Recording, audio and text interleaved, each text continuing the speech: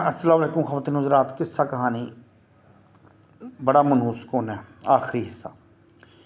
اچھا، بادشاہ نے کہا 2 دن کے بعد تجھے پھانسی ہو جائے گی۔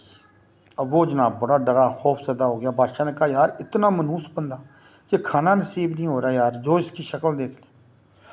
وہ جناب اس کو سزائے پھانسی کا حکم ہو گیا۔ بادشاہ نے کہا بھائی اب آرڈر آ گئے ہیں تیرے، اب تجھے پھانسی ہو جائے گی 2 دن کے بعد۔ ہاں اگر تیری کوئی آخری خواہش ہے تو وہ بتا۔ اس نے کہا بادشاہ سلامت، میری آخری خواہش کوئی نہیں ہے، میرا ایک سوال ہے آپ سے، بس میرے ایک سوال کا جواب دے دو، میرا دل مطمئن ہو جائے گا۔ بادشاہ نے کہا ٹھیک ہے، حکم کرو۔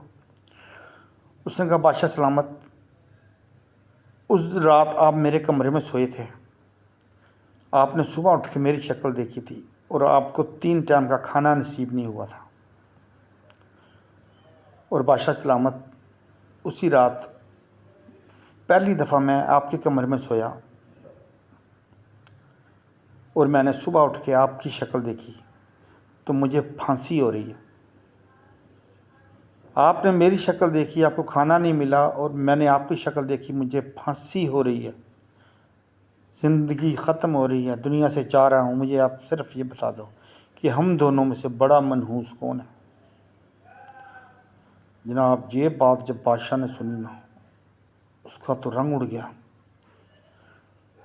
بادشاہ جناب اس کے پیروں میں پڑنے والا تھا۔ اس نے کہا معاف کر دے مجھے یار، میرے سے بہت بڑی غلطی ہونے والی تھی، بہت بڑی بھول ہونے والی تھی۔ تو پھر بادشاہ نے جناب انکوائری کی، اس کو میٹنگ بلائی ساری۔ جب بادشاہ نے اگلوایا سب کو، تو بعد میں پتہ لگا جناب وہ 3 جو نوکر تھے ان کی سازش تھی۔ پھر بادشاہ نے جناب تینوں کو نوکری سے باہر نکال کیا، اور پھر جو ان سا چوتھا نوکر تھا، وہ جس کو اپنے پاس لٹایا تھا رات کو، جسے منحوس کہتے تھے، اس کو آدھی سلطنت کا بادشاہ بنا دیا۔ تو ایسے دوستوں بھی ہوتا ہے۔ چینل کو لائک کرو، سبسکرائب کرو ضرور کرنا،